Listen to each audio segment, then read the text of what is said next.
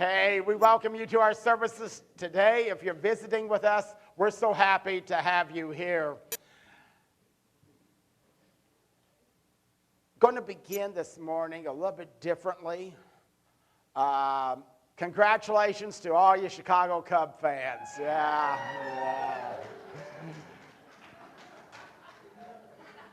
You have no idea what a sacrifice it required on my part. Seriously, I'm really happy for you, and I'm really happy after they won last night and you partied, and you're here in church this morning.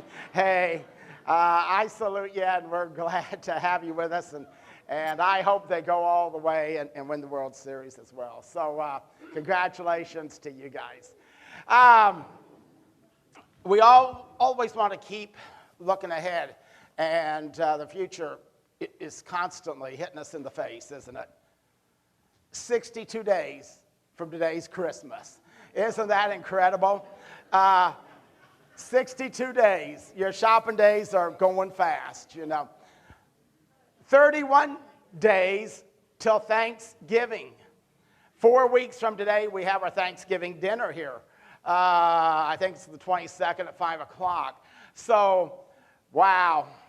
You know, this has been an incredibly fast year, but I want to encourage you on just the couple months that remain. Make it the best year ever. You can still decide what this year will be, not because it's already over, it's not.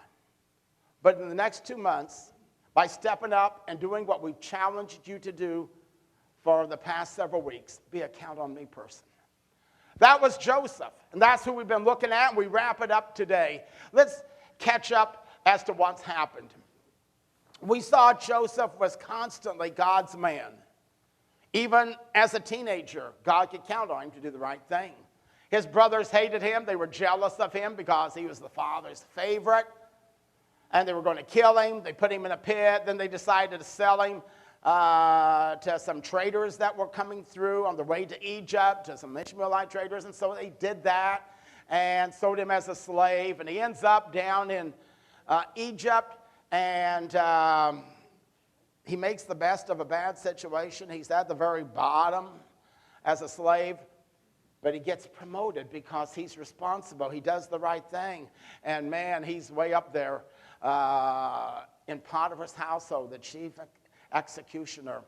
And but with promotions always come temptations, every time for Joseph. And we find Potiphar's wife tried to seduce him because he was young, he was handsome, and he refused. And so she lied about him. He ended up in prison. In prison, he does the right thing, and he interprets a couple of dreams for a couple of people. In Pharaoh's court, they end up there. He says, one of you's going to die. The other of you's going to get restored to your position. And he tells the butler, he says, when you go back to your position, please remember me. I don't deserve to be here. This is a horrible place, this prison. The guy forgot him. How discouraged can you get? But he was a count-on-me guy, even in the face of discouragement, in the face of temptation, in the face of a dysfunctional family, in the face of prosperity and adversity.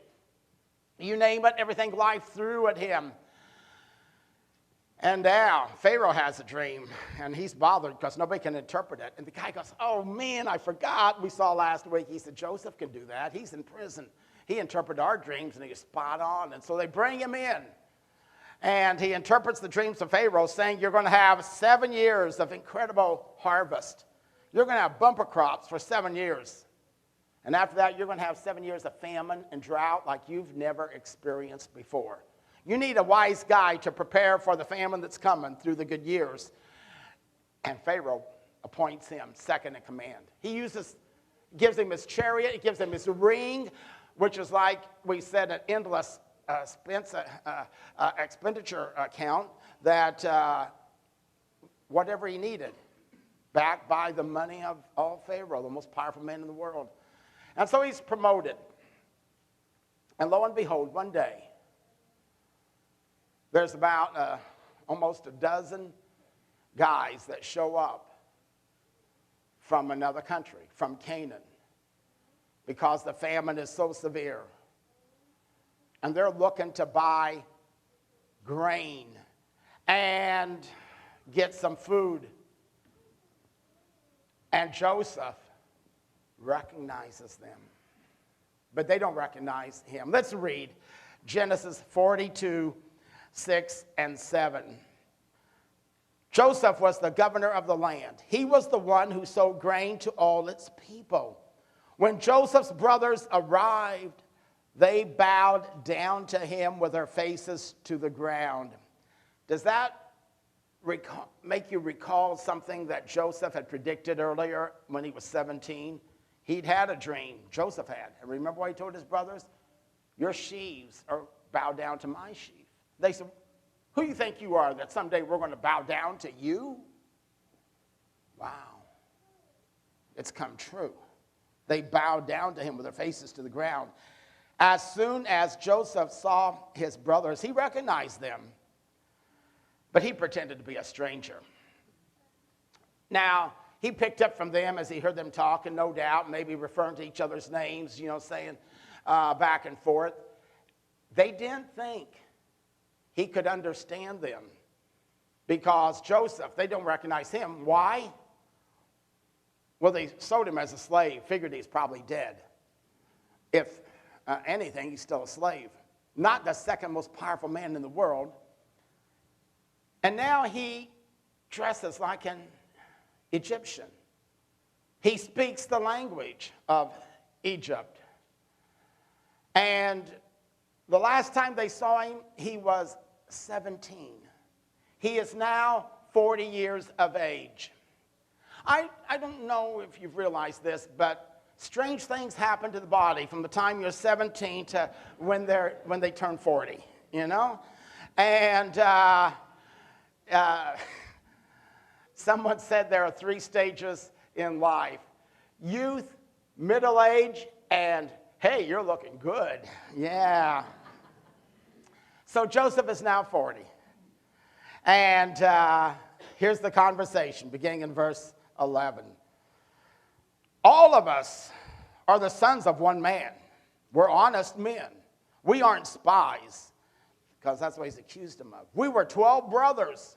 We were 12 brothers. All of us were the sons of one man. He lives in the land of Canaan. Our youngest brother is now with our father, and one brother is gone. So basically saying, we think Joseph is dead.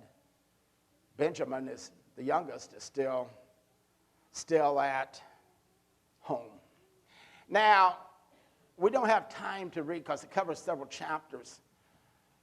But Joseph begins to put his brothers through some tests to really see if they're the same brothers that sold him and were going to even kill him, some of them wanted to, or if they've really had a change of heart. And so he puts them in prison, just throws them in there for 3 days. Just like they threw him in a pit for 3 days, not knowing what was going to happen. And we actually don't know how long he was in the pit. May have been a day, may have been more. But they threw him in there, probably not too long. Said the cistern had the pit had no water in it even. But anyhow, his outcome was uncertain.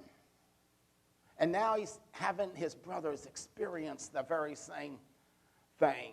And then he changes it. He says, hey, change my mind. You guys can come out. Well, that's what they did with Joseph. He said, hey, we're going to pull you out of the pit. Oh, good. Well, now we're going to sell you as a slave. So he begins to mess with them, and he says, all of you can go back home. But I'm going to keep one of you guys just to make sure you return, and bring your other brother. Now we pick it up in verse 21. And they said to one another, God is surely punishing us because of our brother. We saw how upset he was when he begged us to let him live, but we wouldn't listen. That's why all this trouble has come to us. Wow, talk about how powerful guilt is. It makes you a prisoner, doesn't it? We pick it up, verses 22, 23. Reuben replied, didn't I tell you not to sin against the boy, but you wouldn't listen? now were being paid back for killing him. They did not realize that Joseph could not understand them since he was using an interpreter. Man, talk about all these years. More than 2 decades. Every day, every night, it has haunted them in their conscience what they've done wrong. You say, man, that's crazy. But I've talked to a lot of people in the church that still carry the guilt of some things they've done wrong years and decades ago, not realizing the power of the blood and the grace and the mercy and the forgiveness of the Lord Jesus Christ, that he wants to set you free of that. Well, we read on, verse 24. Joseph turned away from his brothers and he began to weep. Then he came back and spoke to them again. He had Simeon taken and tied up right there in front of them. I think he had him treated exactly the way they had treated Joseph the last time they saw him, tied up as a slave and sent off. Verse 25. Joseph gave orders to have their bags filled with grain. He had each man's money put back into his sack. So he's not even taking their money. He's giving it back to them, along with the grain and the food. He also made sure they were given food for their journey. Do they deserve it? No. But count on me, people never respond on what people deserve. And Joseph followed a God in which he knew treated him better than he deserved. And he, I think, wants to see, this is a test, how will these guys respond to this when they find their money's in the bags and say, whoa. And sure enough, when they come back the next time, they tell him that. They say, oh, our money was in the bags. We don't know how it got there. Here it is. We're going to give it back to you, and we're going to pay double for this time. And they want to make it right. We pick it up now in chapter 45, verses 1 through 3. This is after they've gone home, and they come back, and he says, bring Benjamin. They says, man, our dad will die if he won't let him out of his sight. About killed him when Joseph left, and we just can't do it to him. So now they come back, and Joseph reveals himself to him, and here's what it says. Then Joseph could no longer control himself before all of his attendants, and he cried out, have everyone leave my presence. And so there was no one with Joseph when he made himself known to his brothers. And he wept so loudly that the Egyptians heard him, and Pharaoh's household heard about it.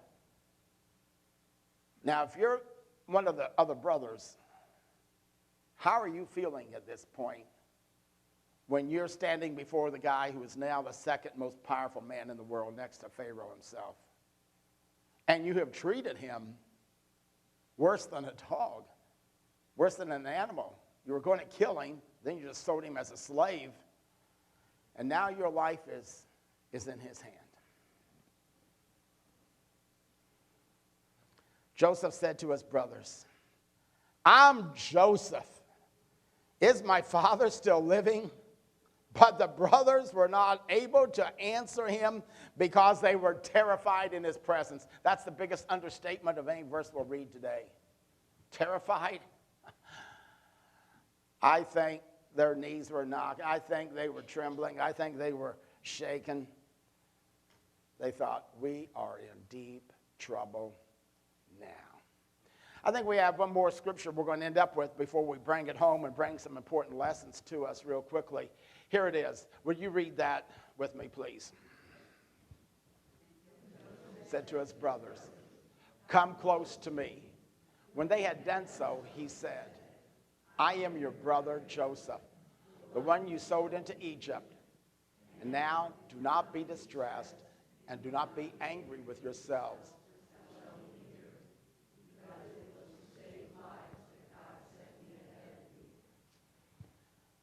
Wow.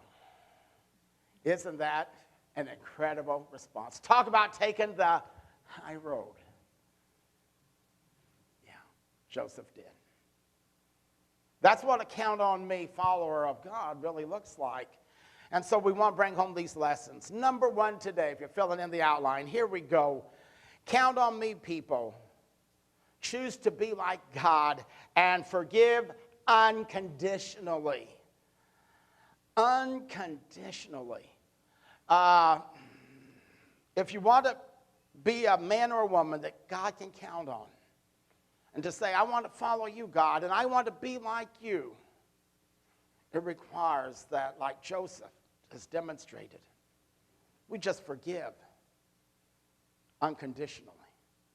Now, in his book, What's So Amazing About Grace, we have this statement, and this is a powerful statement. It says you only have two options. You know, if you feel you've been a victim, you only have two options. Get even or forgive them. Now, as Count on Me people, what does God want us to do? Forgive them. Right. What's the thing we want to do? Get even, isn't it? An elderly man was driving his large Lincoln Continental looking for a parking place, and he found a parking place. It was going to require for him to parallel park, so he pulled up and slowly put it in reverse, getting ready to back into the parking space, when right behind him came a young college student in a fancy sports car, and he just darted and took the parking place, hopped out of his car, and as he walked down the sidewalk, he gave the old man a smirk, and he said, Gramps, that's what you can do when you're young and quick. The old man put his car in reverse and backed up right into the old sports car. Crunch! And he pulled up, put it back in reverse, gave it more gas. Crunch! The college student came running back as his car quickly looked like an accordion smashed there. He goes, what are you doing, you crazy old man? The guy rolled down his window and he says, that's, young man, is what you can do when you're old and rich. You know. We like that, don't we? You know, we say, yeah, that's justice. Now, I don't know about you, but I think, yeah. No, God says. You know, you just let it go by. Forgive them. No, we want to get even. We want to retaliate. And there are so many ways that we try to get even. I'm just going to name some. They're up here behind me on the PowerPoint. Legal, financial retribution. I'll sue you. I'll make you pay with everything you've got. J. Paul Getty, the billionaire, married half a dozen different times, had 5 sons, and he never really loved any of them. And when he had a grandson that was kidnapped for ransom, he refused to pay the ransom, and they cut off the ear of his grandson.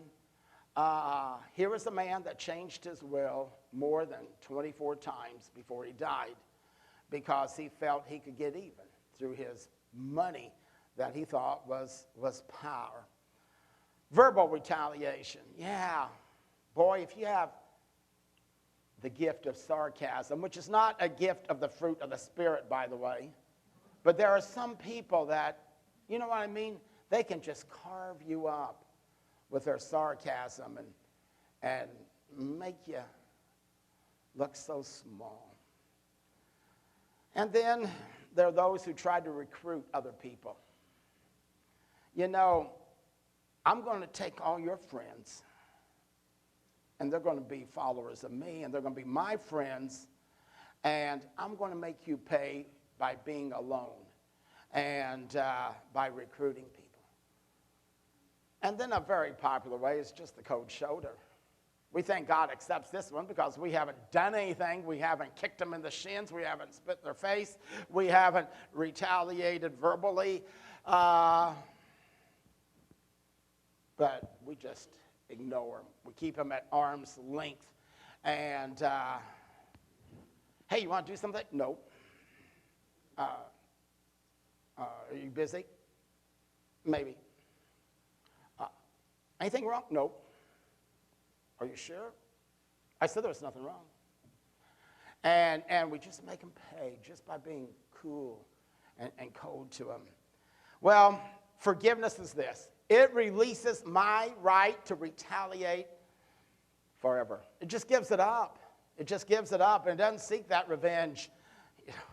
One of my favorite stories is of late one night, truck driver on a lonely diner out on the highway, middle of nowhere, was eating late night dinner by himself.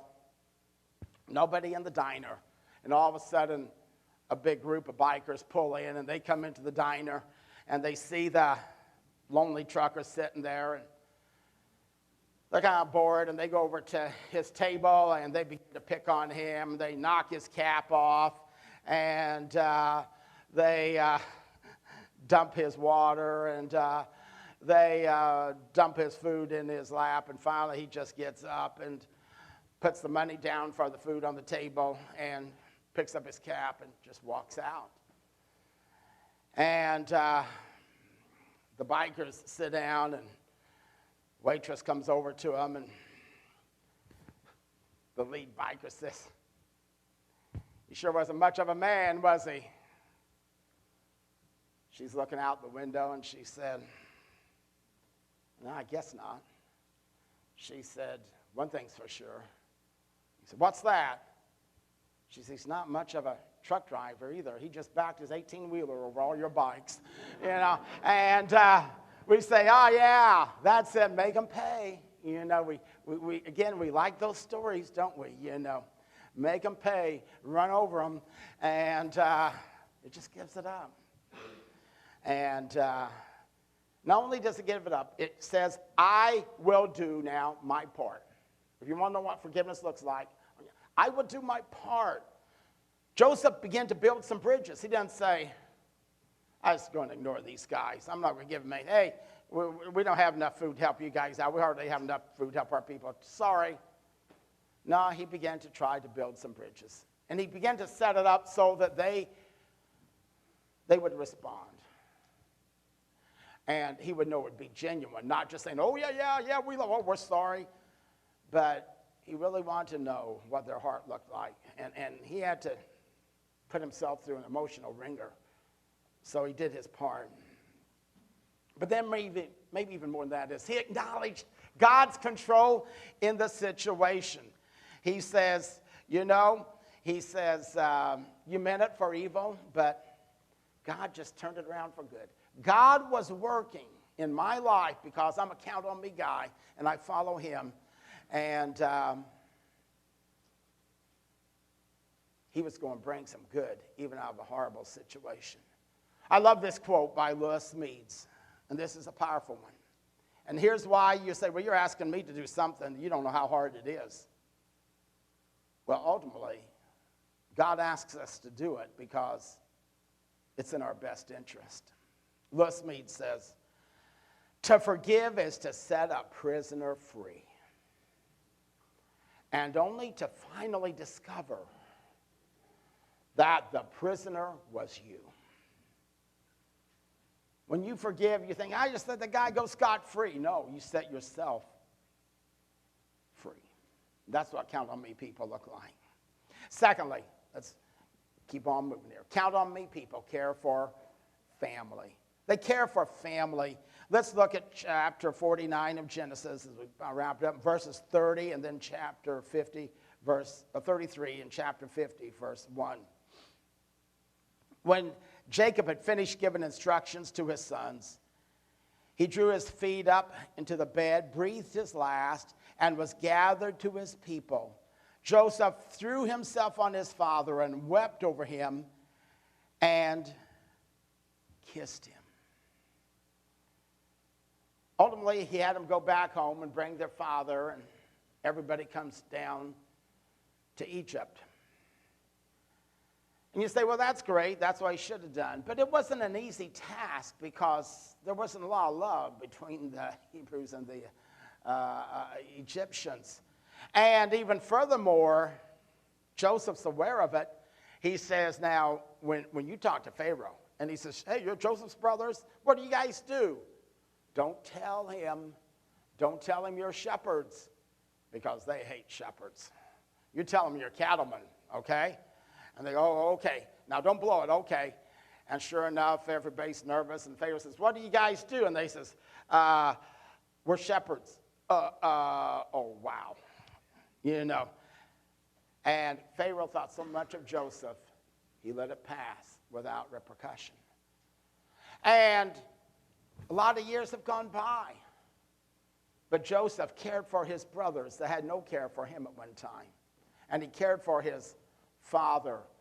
So much so that all of Egypt, all of Pharaoh's household was able to acknowledge how much Joseph was a count-on-me guy for his family when he couldn't count on them. Chapter 50, verses 7 through 9, we read that when his father died, here's what happened. So Joseph went up to bury his father. All Pharaoh's officials accompanied him. They didn't just send one or two guys. All of his officials accompanied him.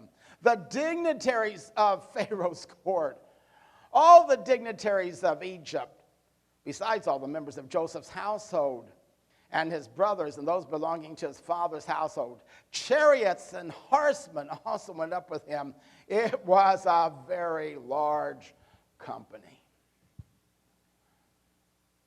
Man, does that tell you about how desperately our world is looking for a count-on-me person. That's why they honored Joseph so much, and they could show it when his father died by sending an unbelievable caravan. It had to be very costly, time-consuming, but didn't matter. Because that's how valuable count-on-me people. It's just how valuable they are. Well, number 3, if you're filling in the outline, here we go. Count on me, people. Never get distracted and make this world home. They never get distracted by the comforts of this life and say, you know, it's just pretty good just to camp out and stay here. This is such a powerful, powerful verse. These last couple verses we're going to be putting up on the PowerPoint. I want you to read with me again, if you would, please. Here we go. Would you read those?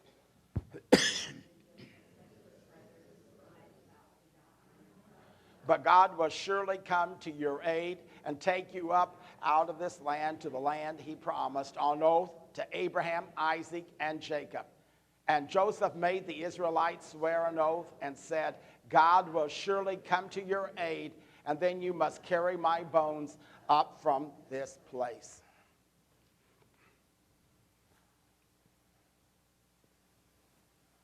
Folks, he had nothing but nightmares about Canaan. In Egypt, he had power. He had wealth. He had money. He had everything. He could be buried in the biggest built tomb ever. He was never swayed by all the riches of Egypt. And there was a testimony after his death that as things began to change, and the Israelites, the Hebrew people, began to be mistreated for 450 years. And they thought, what's happened to God? You know, life is terrible. We're a bunch of slaves down here. Every time they went past his bones, they were reminded. Joseph said, someday we're going to go home. We're not home yet. And that's why count on me, people. Never get too comfortable. They never make this world their home. We're going to play a video clip that shows that God is calling you and I to get out of our comfort zone. And there are people that desperately need us, and we need to respond. Jesus, I am so excited today. It's like I woke up and thought, today is the day to get working for Jesus. Kat, I'm so excited to find someone who's ready to take action and get things done. Oh, man, I am that girl. Exactly. Yeah. Now, I've got something perfect for you, so let's get started. What are you doing? Stand up. Remember, We were gonna take action. Yeah, but this is where I always sit. Right, but I need more than this. Oh, I know what you're getting at. Okay, Jesus, how much do you want? What? $50? Is that enough? Oh, that's not what I meant. Oh, all right. Well, 100 then, you know. I mean, you drive a hard bargain. Okay, but you might not want to cash this till next Friday. You know what I'm saying? Right. There you go. Okay, Kat, really, I do think it's great that you want to give, but I want you to mentor a younger woman. Ooh, yeah, right. Well, Jesus, you know, I'm not really into, like, teaching people and stuff. I mean, I don't really get into that. Okay, okay, you know that woman at the office, Amy? Yeah. I want you to take her out to lunch. Tell her about me. Well, Amy is different. I mean, like, really different, you know? I know, but she needs to know about me. And I can tell the people at the church to call her. I mean, they get paid to do things like that.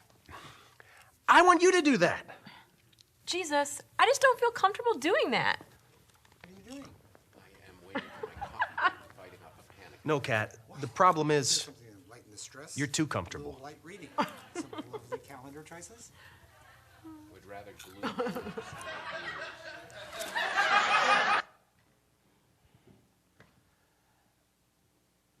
Ultimately, that's where we end up, isn't it?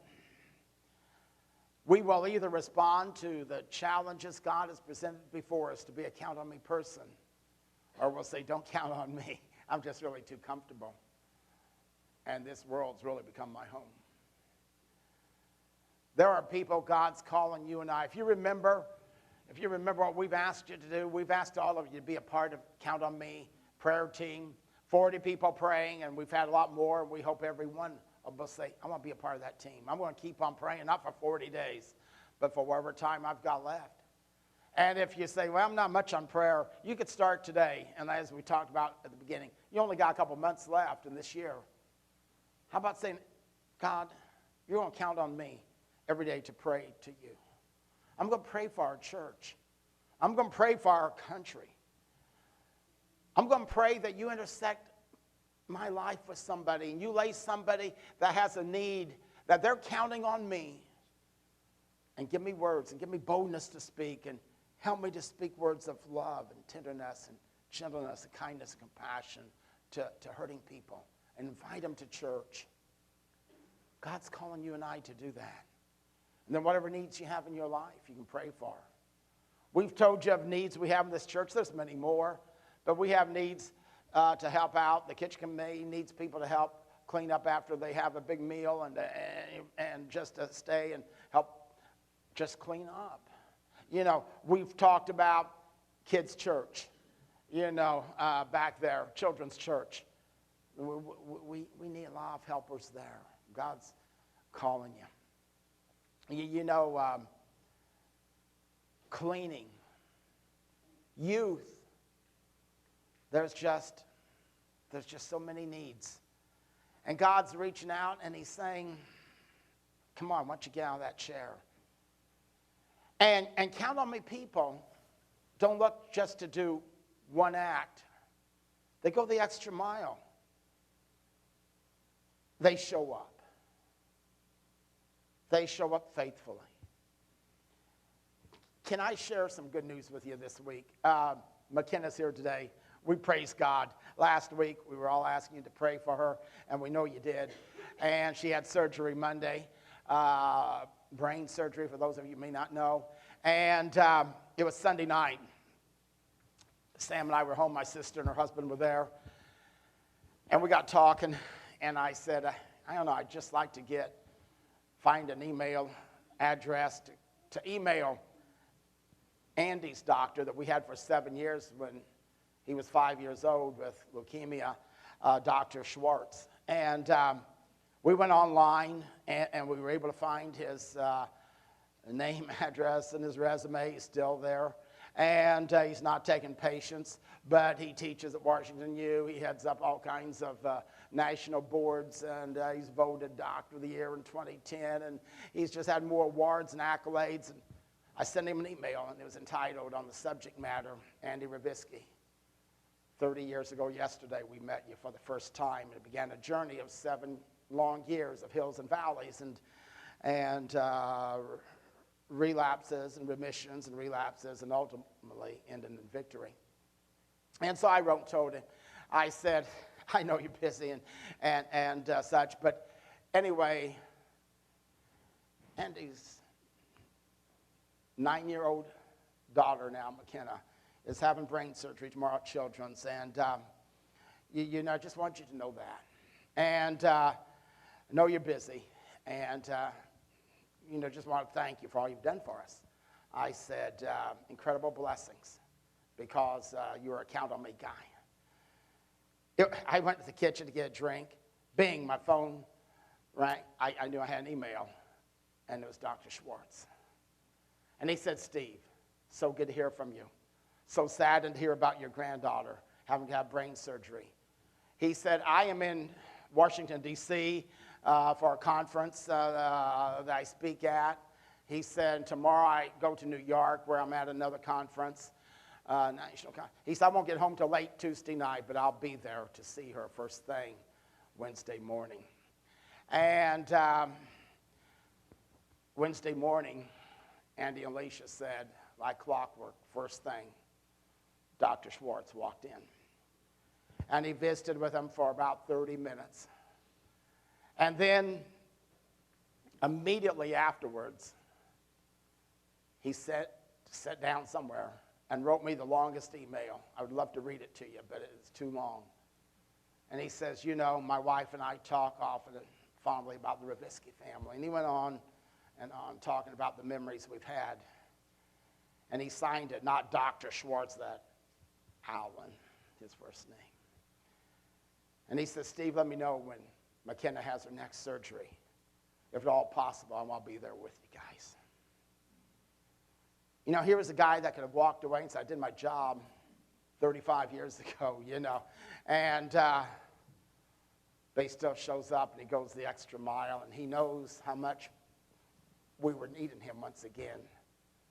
And he said, by the way, he said, you guys have the best pediatric neurosurgeon in the world. He is absolutely terrific. Dr. Dave Limbrick is a good friend of mine. And when that doctor came in after the surgery on Monday to talk to Andy and Alicia in the conference, that's how the surgery went. He said, by the way, he said, I received an email from your friend and mine, Dr. Schwartz, talking about, you know, this family, you know. And so incredible how God works. You know, I think for a lot of us, it won't be until we get to heaven, God will come and say, hey, just a minute, have a seat. I'm going to bring somebody over here. This person's going to say, I want to thank you for being a count-on-me person. And you say, I don't know what I've done. Yeah, when I needed somebody to come alongside, you prayed for me, and you didn't even know me. You didn't even know I was praying for you at the time. But God responded. He's going to say, I respond to that person's prayer on your behalf. I believe that with all my heart. I think he may work in ways through other family members to bless you that we can't even comprehend. And I see that every day in my life, more and more as I get older. That's the blessings that come to count on me people. Let's wrap it up. Last point is simply this. Count on me people. They have a hope because it's based on a count on me God. That's the whole nutshell of these messages. Right in one sentence, in a nutshell, this is it. It's about count on me, God. We have to go to Hebrews now, verses 11, 22. Please read that for me, and it'll be our last verse today.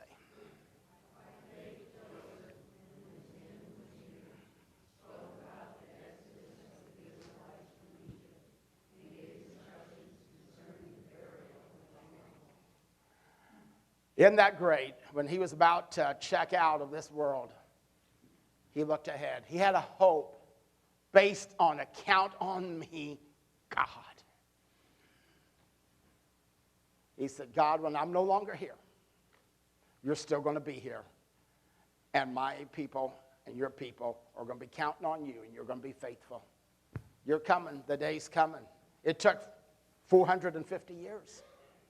It doesn't matter. Time doesn't matter to God compared to eternity. But he reaches out and he says, you can trust me. When you can't understand and life is so confusing and makes absolutely no sense, God says, take my hand, I'll lead you safely home. We're going to get ready for our invitation, our decision hymn. We're calling on you. God's calling on you. It's not a call that comes from this church or even from me. I believe with all my heart, God calls you and I to say, I'm going to step up. I'm going to be his man, his woman. And things are going to change beginning today. And people are going to be able to count on me. My family's going to be able to count on me. My spouse is going to be able to count on me. My children's going to be able to count on me. My grandchildren's going to be able to count on me in ways they've never been able to count on me before. My church family's going to be able to count on me. My friends are going to be able to count on me. My co-workers are going to be able to count on me. My neighbor's going to be able to count on me. My friends are going to be able to count on me in a way they've never counted on me before. Because I, like Joseph, I'm going to pull out all stops to be God's man, God's woman, to reach as many lost people as we possibly can until he calls us all home. Will you be his man, his woman, as we stand and sing?